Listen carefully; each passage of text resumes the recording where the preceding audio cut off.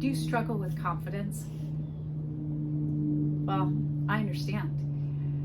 We have right now a confidence problem amongst women. There is this confidence gap when it comes to investing in ourselves. And I can't tell you how many conversations that I have week after week that women feel bad about finding the resources and making a financial investment in themselves. I am blown away by how often this comes up in conversation. My name is Sylvie Mordini. I'm the founder of Life Inspired, and this is the Inspire series. I would love for you to subscribe to my channel if you are inspired, so check it out below. So what can we do? Have you experienced this in your life where you know that there's an investment that you want to make in yourself, and yet there's a hesitancy to do so, right? And one of the examples that comes up that really stands out for me in terms of confidence versus doubt and insecurity is from Sheryl Sandberg in her book, Lean In. And she talks about this example from Hewlett-Packard, where when a job opening became available, women felt like they needed to match the criteria for the job 100%. Perfect. Before they would consider applying. Men, on the other hand, look at the job opening, and if they matched about 60%, they'd go for it. There was no doubt, no insecurity about close enough. They're still gonna go for it. And so where do you find this gap in your life? Where are you holding yourself back due to a lack of confidence? And what are the signs or things that we can do to watch out for to remedy this? Well, let's look at some different situations as to the why women have this confidence gap. What do we do? What is it in our behavior? Number one, what we'll often do is we will disempower ourselves. We ask for other people's permission. We have to get someone else's permission, whether it's a friend or a partner or a husband, but we have to get permission. And instead of saying that I am the authority on my own growth and development, I know what I need to grow, and that's this investment in myself, we will give our power away and ask for permission from other people, as if they know better what we need than we believe we know what need. And that doesn't make any sense, but it's a way to then take the pressure off, right? So the second part is what you see is women hesitating because they're asking, is this the right time? I can't even tell you how many opportunities I've had to have that conversation. Is now the right time? Is now the right time? And the hesitancy there is, even if we know that this is the perfect thing to do to help ourselves right now in this pivotal moment, we will hesitate, and insecurity and doubt will seep in. Now, what's interesting to me is that successful people, successful in careers, happiness, reward, they will make the time and find the resources right now if they believe that it will help them, it will be of service, it will remedy something, it's something that they need. But they don't second guess and wonder, is now the right time? Because the thing is, if we're looking for excuses, and it's never going to be the right time. If we're trying to make a comparison and say, when I'm not so busy, when there's space in my schedule, that is literally never. We live in a world that is constantly busy, and our schedules are always full. It's not just magically going to be completely empty and we'll say, yes, this is the right time. We're just trying to make an excuse because we lack the confidence to do it. And that's why this is it the right time scenario and internal dialogue comes up. Another situation, and again, jot down anything that applies to you, and hopefully there's some learning here that you can do something about, is we look for other places to put the money.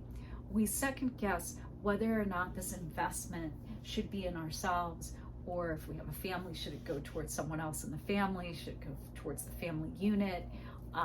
Should it go towards our parents? We look for all of these excuses of where else to invest the money, not in ourselves. And if we look for other places to put money to make investments, we're always going to find them. There's never not going to be an opportunity to invest in some situation in someone else. But if it's a viable opportunity for us to grow, to evolve, to heal, then why would we not accept that currency and that investment in ourselves when we need it most? I mean, right now is a perfect opportunity. Rather than looking around and saying, where else can I put this money first? Allow yourself to put it towards you. And that may feel a little selfish. And one of the things that I've learned from spiritual practices is that spirituality is selfish. It's to look at yourself, it's internal self-awareness, it's to look at your own growth and evolution.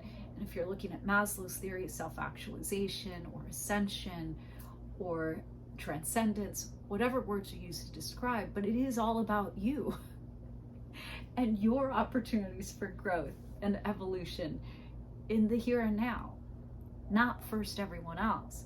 Or that typical example of when you're on an airplane, you don't put the oxygen mask on everybody else first until you pass out. You put the oxygen mask on yourself first. And then after caring for yourself, now you have the opportunity to have the strength to serve and help other people. So asking other people for permission, coming up with a story, is now the right time or not, looking to invest in other people, in other situations rather than ourselves first, are three of the major pitfalls and stories that we come up with that prevent us from taking the steps and investing in ourselves.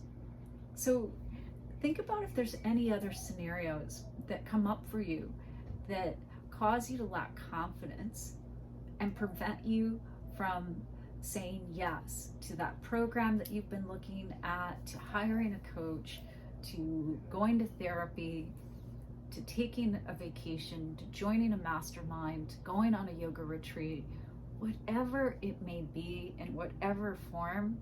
What are the other key barriers to you making that investment in yourself? Take a moment to just write those down.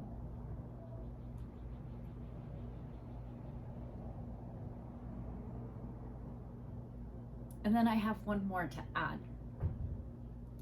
And that is, we often believe as women that we have to prove out the ROI, the return on investment, before we make the investment. And if we somehow can't figure out a way that it's going to prove out that if I invest in this, then it's going to yield this great result, then we don't do it. But it's interesting because what happens is if you go into a situation, you hire a coach and you say, yeah, this is a big investment and I'm feeling stressed about whether or not I'm going to get the return on investment.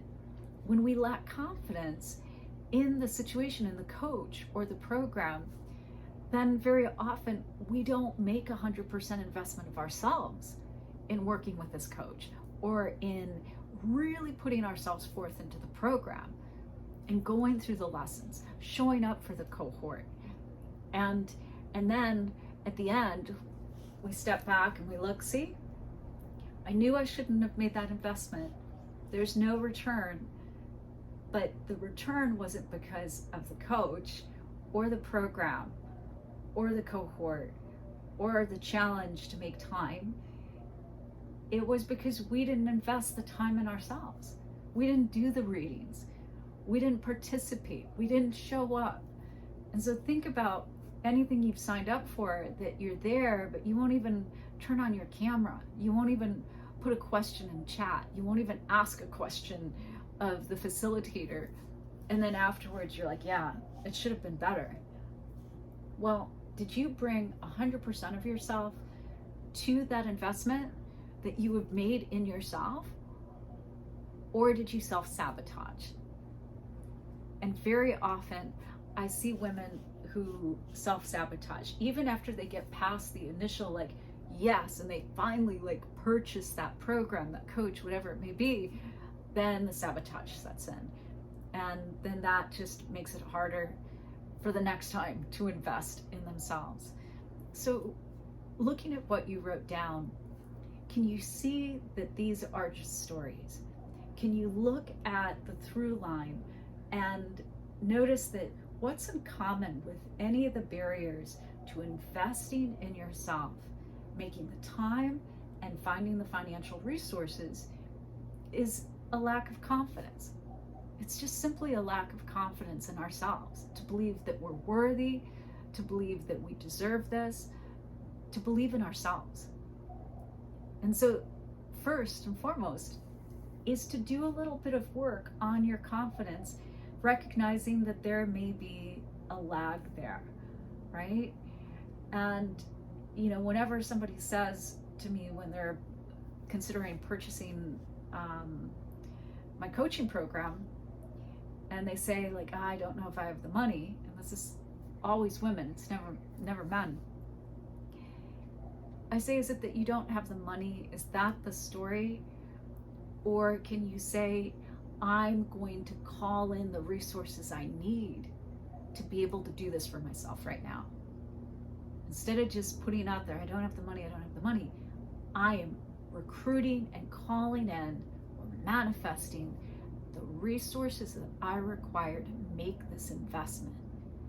If you look at it from a place of confidence and that you deserve it, and that you will draw in these resources, you will find opportunities that make it possible for you to do this course or to hire that coach, then it will happen. But it has to come from a place of confidence rather than disempowerment, and just say, yeah, poor me, woe's me, I just don't have the money. That's not going to change anything, and it's not going to help you get any closer, because it just lacks confidence, and it's an easy distraction, and it's an easy out. And I get it. I've been there, where in making decisions to hire someone, I struggle with, okay, is now the right time? And do I deserve this? And will I get enough out of it? I have said all of those things myself. So I know what the stories and the pitfalls are. And I can also say that I've healed myself of these things because I can now see what they are and recognize that they're just stories, and that the root cause is just a lack of confidence in myself. And so I work on building confidence in myself. And it's not a perfect, okay, must have confidence to 100%, and then I'm able to invest in myself.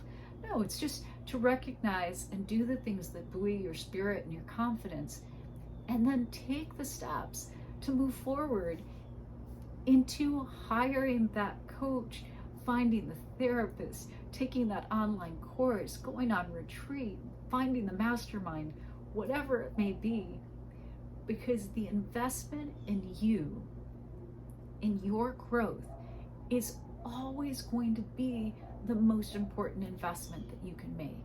When you feel in your highest self, and you feel completely powered by taking these steps, then your life just up levels in all aspects, in your work life, in your home life, in your relationship life.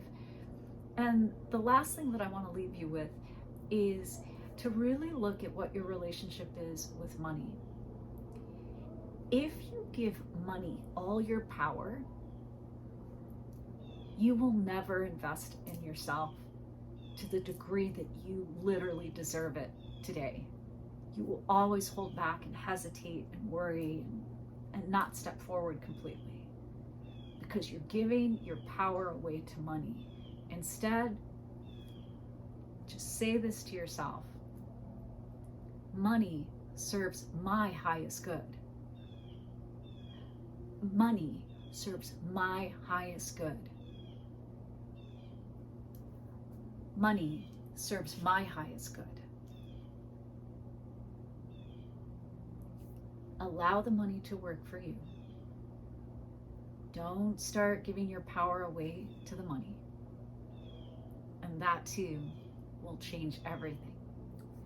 I hope this has been really helpful, and I would love to know your comments and your questions. Never hesitate to reach out to me, and let's make a difference.